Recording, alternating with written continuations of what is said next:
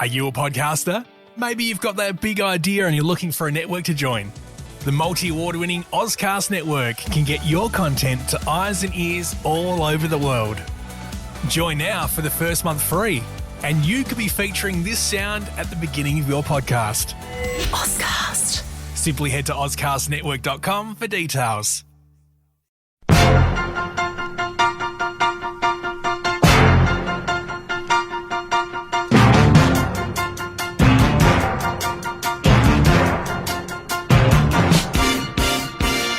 Hi everybody, welcome to the garage. I'm Jeremy Cordeaux. Peter Clayton is here. Stand up, Peter. Take a bow. You can't see me. God, you do the hard.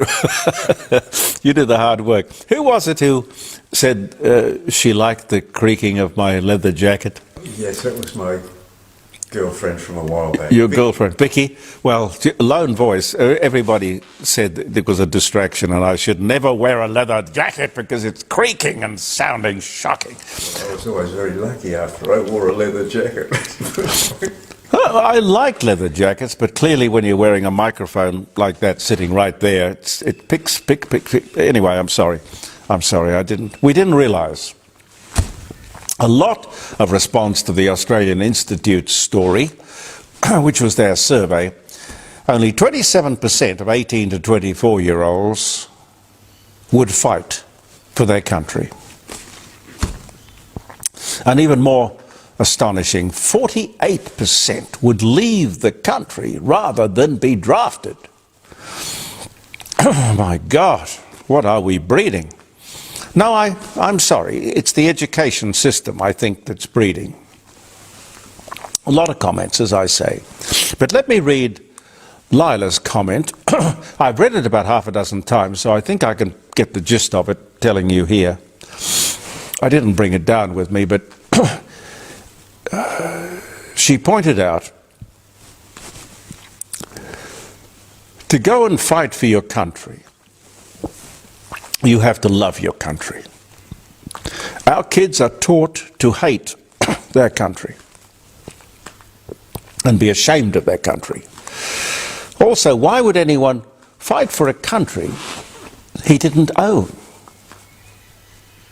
A country that has been given away. Lila points out, welcome to country says it all. We don't own the place. And as one of your guests, she says, Warren Mundine, on the Friday show, around the dining room table, made it quite clear that by 2030, Aboriginals would have legal title to 75% of mainland Australia. Are you a podcaster? Maybe you've got that big idea and you're looking for a network to join. The multi-award-winning Ozcast network can get your content to eyes and ears all over the world. Join now for the first month free, and you could be featuring this sound at the beginning of your podcast. Ozcast. Simply head to ozcastnetwork.com for details.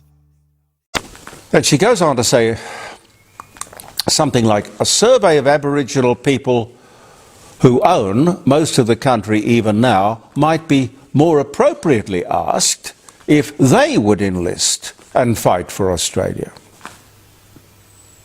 I don't know about you, Jeremy, she said, but I can barely recognise this country today, and it's getting worse. Thank you, Lila. Thank you. I intend to ring Scott Hargraves, who's the CEO of the Australian Institute, who did that survey, and invite him on the show this coming Friday morning.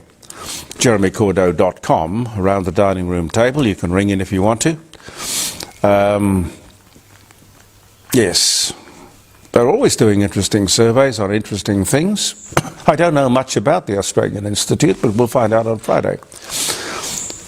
On the brink of a war that nobody wants, ladies and gentlemen, Hassan Nasrallah, the head of Hezbollah, has been assassinated, as you would know.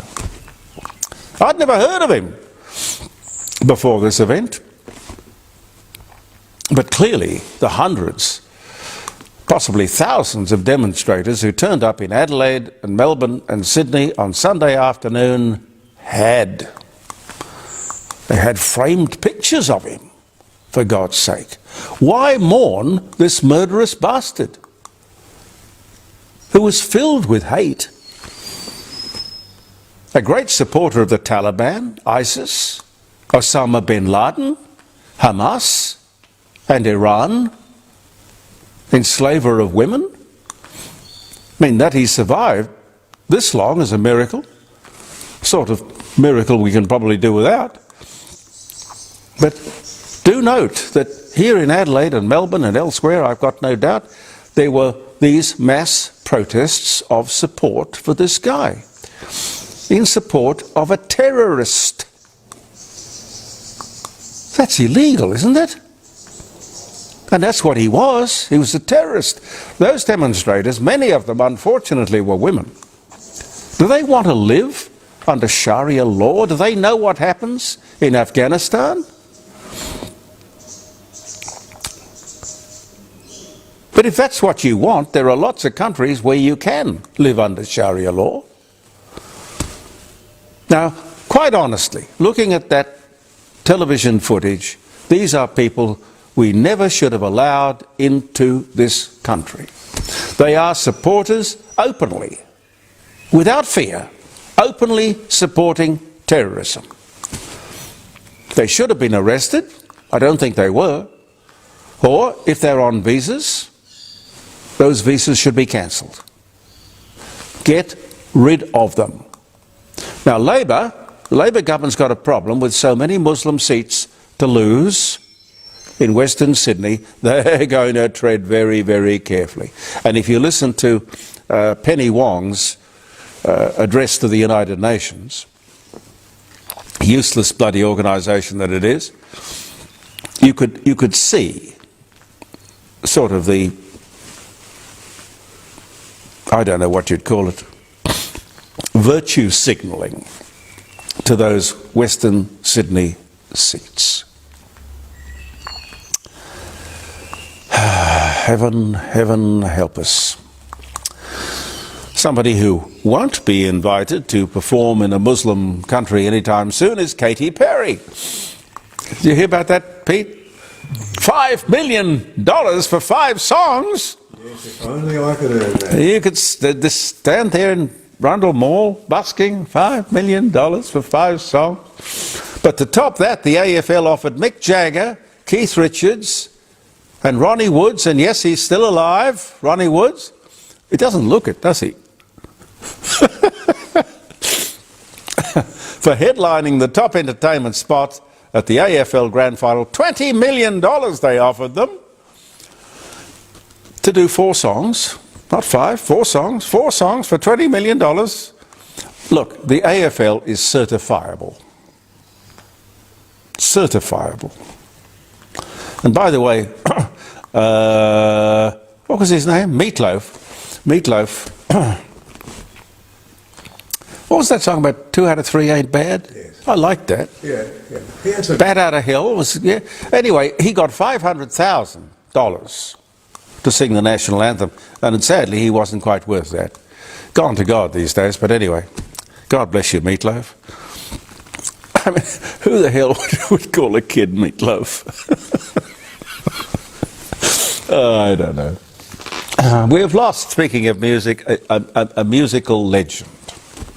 Chris Christopherson.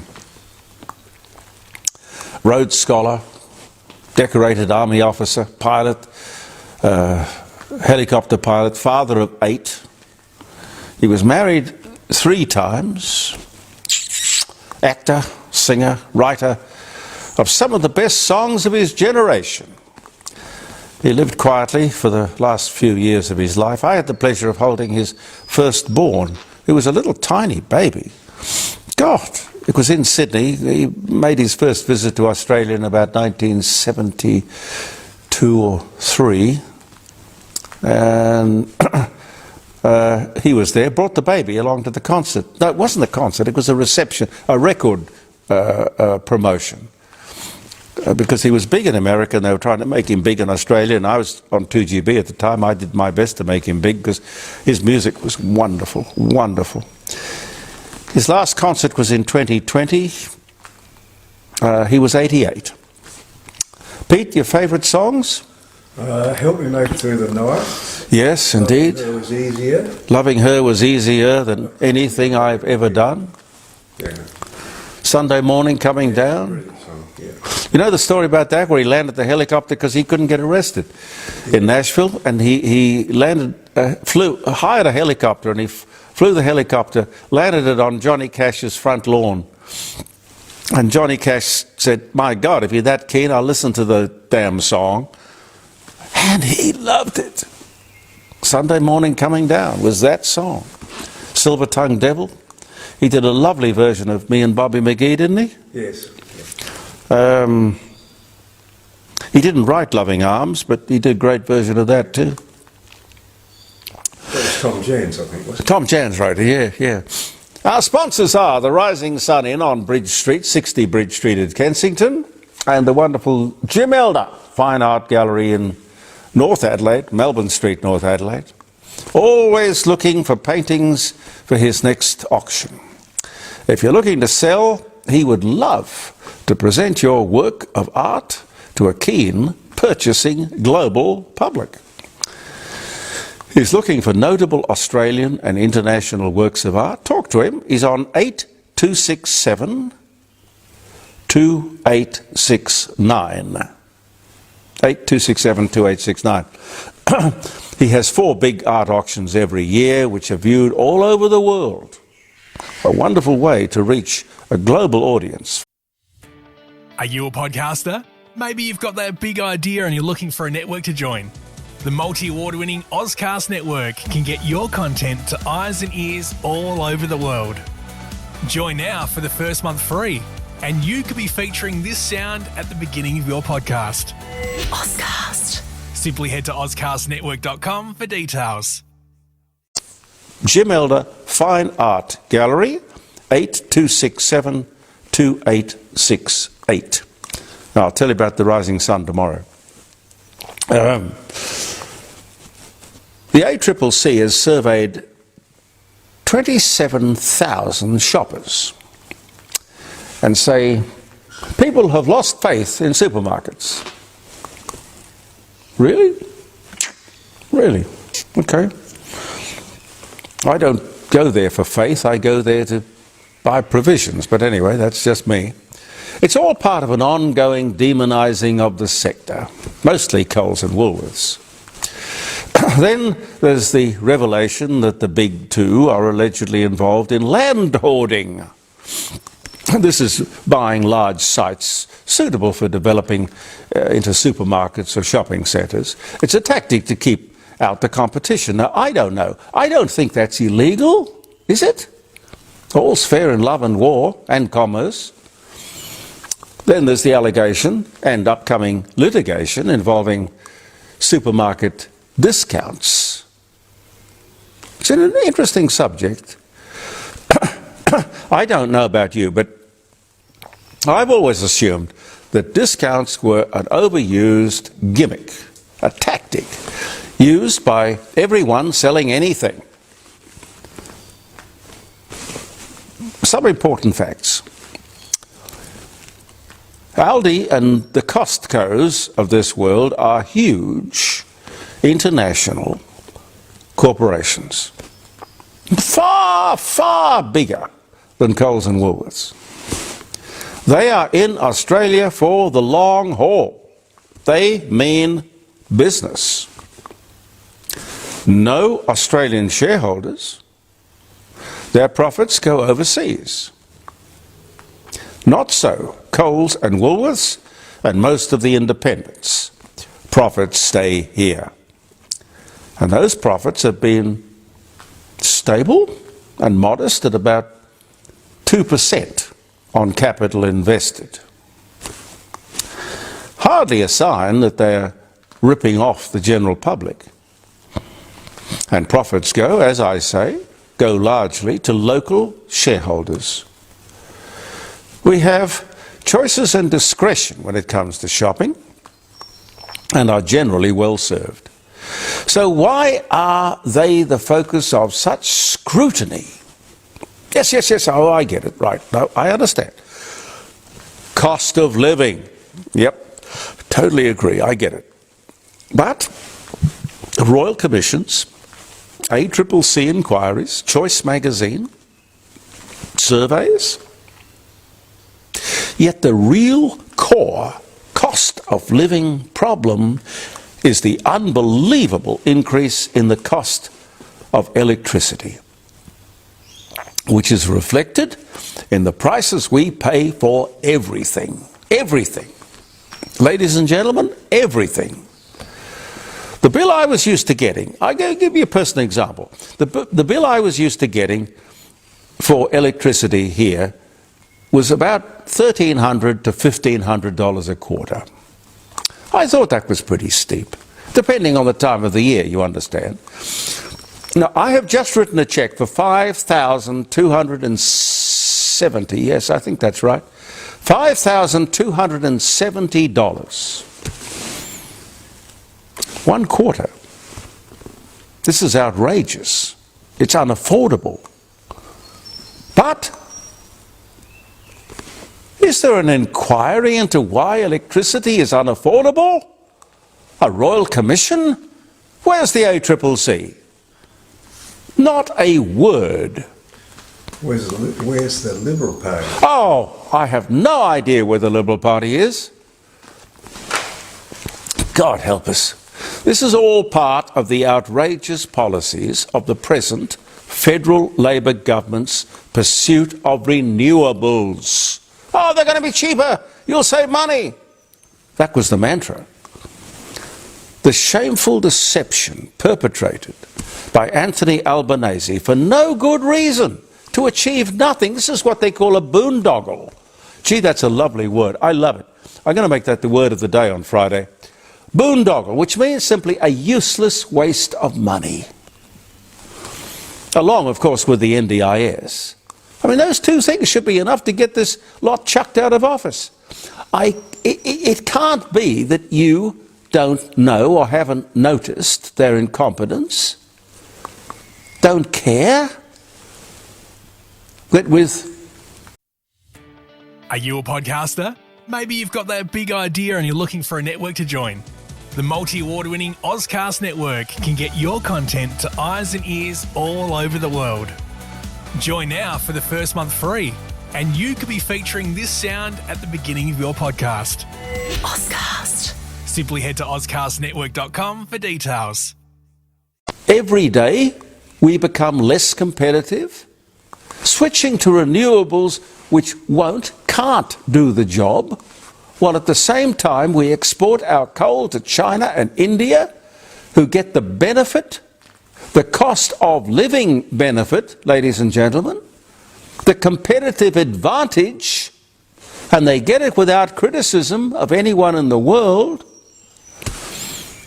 They turn our first-grade coal, the coal we can't use, into cheap energy for themselves, to benefit their people.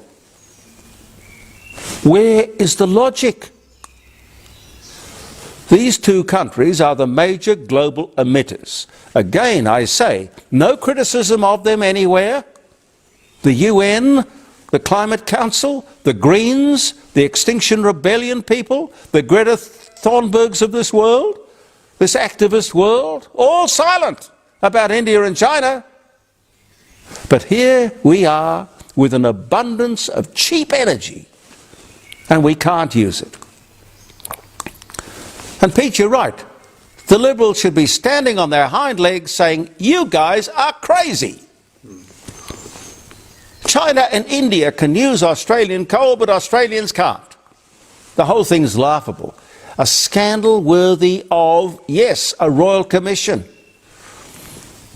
Australia, who produces 1.3% of global emissions, could go on using our high-grade coal to the advantage of everybody and not damaging or affecting the atmosphere. Professor Plimer is a lone but very powerful and credible voice on this subject. And instead of the media beating a path to his door, they ignore one of the few people who, with knowledge and credibility, expose this nonsense for what it is. Every time he's on the Friday show, there are more and more people who tune in. Will this government listen to and acknowledge Professor Ian Plimer's expertise? Will the media help him to shine his knowledgeable light on the climate issue? Of course not. Of course not. A bunch of lemmings racing towards the cliff. But I'll tell you what they will put their energy into: shutting up anyone who doesn't mouth the mantra of the unreliable, expensive renewables.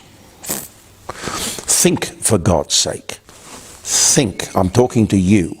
Think. That's what this misinformation and disinformation legislation is all about. We will have a brief moment within the next 5 months to clean this lot of ideologues out. I don't think they could lie straight in bed. No, we're not planning to change the rules around negative gearing or capital gains tax. No, there'll be no carbon tax under a government I lead. Lies. Just remember our Treasurer, who has probably, arguably, never had a real job in his life, learned his political philosophy at the feet of Paul Keating. It would have been about the time of Paul Keating when Labor did away with negative gearing. See, a lot of the commentators weren't around, so they don't remember that. Labor did away with negative gearing, only to create a bigger problem than the one they were trying to fix. And they had to reinstate negative gearing, where it's been ever since. But philosophically, that's where their head is. They hate the idea of people getting ahead, and negative gearing is one of the few ways that we in the real world have to provide for ourselves and our futures. And please note that their dislike of personal initiative has not stopped most of the Labor Party front bench from availing themselves of the opportunity to negatively gear dozens of investment properties. And that is the truth. You can investigate it. Okay for them, not so much us. Isn't it weird? If I was the government, Liberal or Labor, I would want as many people as possible to be independent and successful, and yes, prosperous, and increase their wealth and the national wealth. And by the way, if you were wondering, no, I don't have any involvement in properties that are negatively geared, but I will tell you I'm a fan of negative gearing, because in my early days I was able to set myself up with property that enabled me to leverage myself into buying radio stations. Banks won't lend without security. My experience in life is that first you need a good bank, and I have truly been blessed. Then you need courage, and of course, security. And hopefully, a government that isn't against you and your aspirations. I'm out of time, aren't I? We don't do edits on this program, so when I get a coughing fit or something, we carry on. We survive. Now the dates. Happy birthday if you're having a birthday. It is October 2nd. No, it's not. October 5th. No, that's tomorrow. We're recording Tuesday and Wednesday on the same day. October the 1st it is. 1888, the National Geographic magazine is published for the first time. That's a great magazine. Yeah. 1888. Henry Ford introduces the Model T car. It cost $825 on this day in 1908. 1908. Little Golden Books, fantastically successful. I remember having Little Golden Books as a kid. They began publishing on this day in 1942. I was born in 1945. Yeah, that would be right. Little Golden Books. 1926, oil field accident. costs aviator Wiley Post his left eye, uses his settlement money to buy his first aircraft. Didn't they call him Wrong Way Wiley? He always ended up flying the wrong way. But got there in the end, and that's all that matters, ladies and gentlemen. The first postcards are issued in Vienna, Austria in 1869. You did postcards, didn't you, Pete? If we're getting to the end of the battery, you better just wave or we're okay. put your leg up in the air or something. 1969, Concorde 001. The jet plane first tested breaks the sound barrier on this day. 1969. Julie Andrews, British Grammy, Emmy, Academy Award-winning stage, screen, singer, actress, My Fair Lady, Mary Poppins, Sound of Music, was born. 1935. Happy birthday, Julie Andrews. Following the Port Arthur massacre, John Howard's Australian government starts a gun buyback, compulsorily acquires more than 640,000 firearms. Don't know what it cost, but most people put their guns in. They were in safe hands. I don't know. I don't know what they'd achieved. Cost a lot of money. Anyway, that was this day in 1996. Can you imagine all the bad guys are going to come and hand in their guns, Pete? They're not. Lovely thought, though. If guns are outlawed, only outlaws will have guns. Yes, I've heard that. 2019, law allowing teachers to carry guns in schools comes into effect in the United States state of Florida. Well, 2019 on this day. World War I, combined Arab and British forces under Lawrence of Arabia, T.E. Lawrence, captures Damascus from the Turks. This day in 1918, and a legend was born. 1934, on this day, Adolf Hitler expands the German army, navy, violating the Treaty of Versailles and telling the world what was to be. Of course, we had our head in the sand for the next 5 years or so. The Beach Boys recorded their debut single, Surfin', introducing a near-musical style on this day in 1961. The first appearance of In God We Trust on US paper currency on this day in 1957. George Peppard, I liked him. He was good. American actor, Breakfast at Tiffany's, Banachek, The A-Team, Hannibal, Blue Max, born Detroit. He died in 1994, but born this day in 1928. Brian Epstein signs a contract to manage the Beatles through to 1977. That was in 1962 it was signed. Karl Marx publishes Das Kapital in Germany, a description of the capitalist system, its instability and tendency to self-destruct. 1867. Well, socialism, old boy, ain't done that well either. Anyway, I'll leave you with that. Thank you so much, ladies and gentlemen, for viewing the Court of Public Opinion. I'm Jeremy Cordeaux. Peter Clayton and I will be back tomorrow. Believe in yourself, and thank you for viewing.